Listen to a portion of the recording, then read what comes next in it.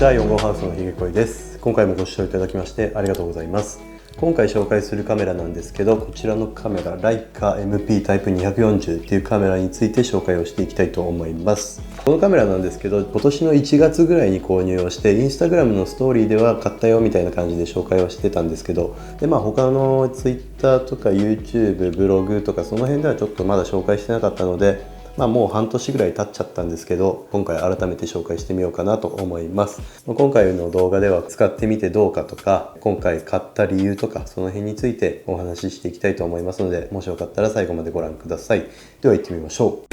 う。ライカを買った理由なんですけど、コニカヘキサー RF っていうフィルムカメラなんですけど、こんな感じのレンジファインダーのカメラを使ったことで、ライカにも興味を持ち始めたっていう感じです。で、このレンジファインダーの楽しさを知ったことで、このM マウントのレンズですね。今こっちにはミノルタのレンズをつけてるんですけど、 M マウントのレンズをより気軽に使いたいなと思ってこのライカを買いました。で、次は MP にした理由なんですけど、やっぱりブラックペイントが良かったんですよね。ブラックペイントだったら、このペイントが剥がれてきたら、これ見えるかな、もうこれ僕が使い始めて剥がれちゃったんですけど、これが結構いいなと思って、これ剥がれてしまうことによって売れなくなるのかもしれないんですけど、僕的にはもうこれ古いカメラなんで売らなくてもいいかなっていう気持ちもあったので、別にガンガン使ってガンガン剥がしていこうかなっていうふうに思って、それでこのブラックペイントがいいなと思ってこれにしました。あともう一つはロゴがない方がいいなって思って、ライカって赤いロゴあるじゃないですか。あれちょっと僕的にはない方がかっこいいなっていうのがあって、それはある方がかっこいいって思う方もいらっしゃると思うんですけど、僕はこの真っ黒な方がかっこいいかなと思ってこれにしました。で、もう一つは極論なんですけど、フィルムの延長線上にあるようなカメラだと僕は思ってるので、正直撮れればいいかなって思ったんですよね。そのM8、M9 みたいにその故障とかのリスクが少なければ別にもう撮れればいいと思って、マニュアルフォーカスなんで別にそんなに機能って必要ないかなって思ったんですよね。富士フイルムのカメラを使う時も全然その Wi-Fi 転送とかも僕はやらないタイプですし、その M10 とか M11 とかもちろんお金的にも厳しいですけど、それでも新しいカメラを求めるほどライカにまだハマってなかったというか、そういった感情もあったので、MF マニュアルフォーカスだったら別にこうやってここピント合わせてガチャってやるだけでいいんで、なので別に撮れりゃいいなって思って MP タイプ240ですけど、それを買いました。まずいいところなんですけど、ファインダーが見やすくてめっちゃ使いやすいですね。このピント合わせめちゃくちゃ楽ですね。で、この倍率がどれぐらいだったかわかんないんですけど、ヘキサが 0.6 でこれが 0.7 とか 0.69 とか68とかわかんないですけど、0.7 ぐらい、7前後だったと思うんですけど、0.6 と 0.7 の違いというか、そのコンマ1ぐらいの差で全然違うなっていうのがめちゃくちゃ感じました。マニュアルフォーカスだったら結構こう入り込んじゃってすごい集中して撮る可能性もあるかなと思ってたんですけど、全然そんなことなくて、ピント合わせてもうちゃちゃっとやってパッと撮るみたいな感じで、もう適当ですけど、本当に意外と子供にもピント合うし、その距離計がついてるんで、この距離計であらかじめある程度の距離は決めておくことができるんで、それで全然ピント合わせとか、マニュアルフォーカスって言ってもオートフォーカスに引けを取らんぐらいになってるんじゃないですかね、その上手な方は。僕はまだ全然その1秒とかかかるかもしれないですけど、でもすごい速い人とかだったらもう構えた瞬間とかに取れるぐらいになってるんじゃないかなって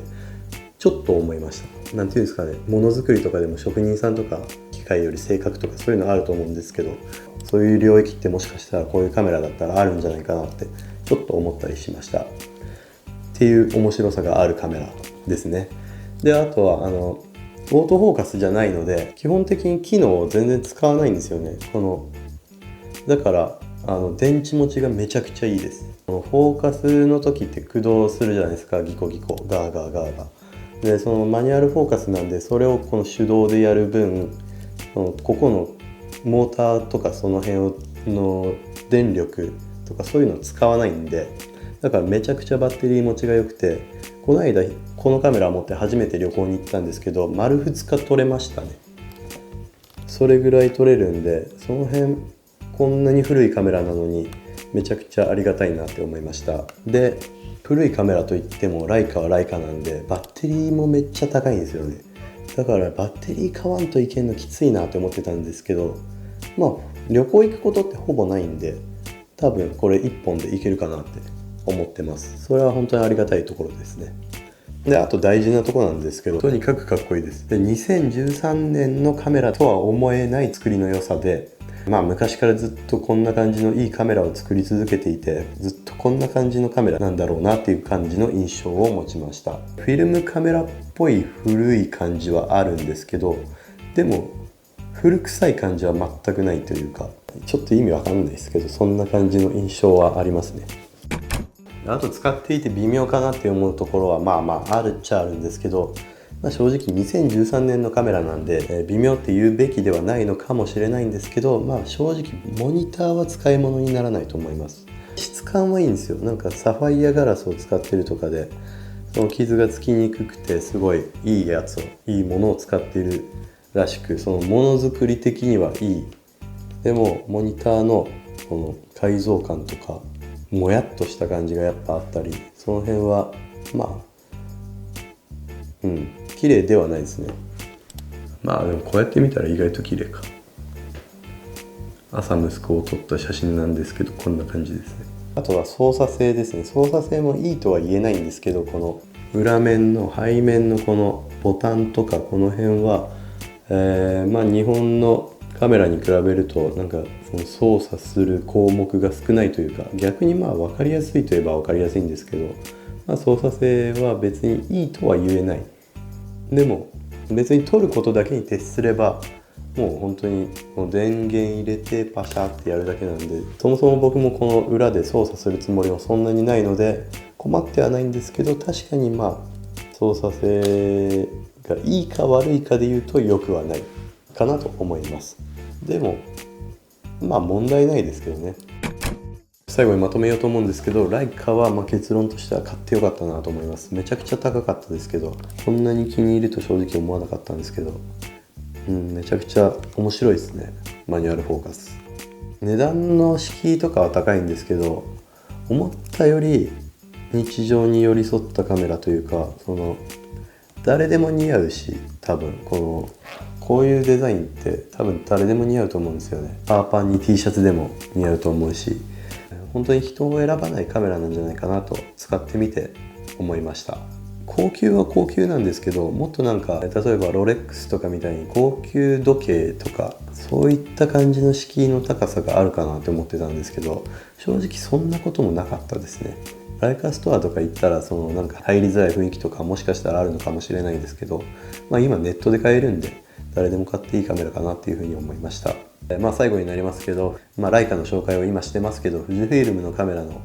ことがメインっていうのは変わらないですし、ライカの紹介が増えるわけではないんですけど、このカメラ自体が古いのでそんなに紹介する必要もないかなというふうな気持ちではあるのですけど、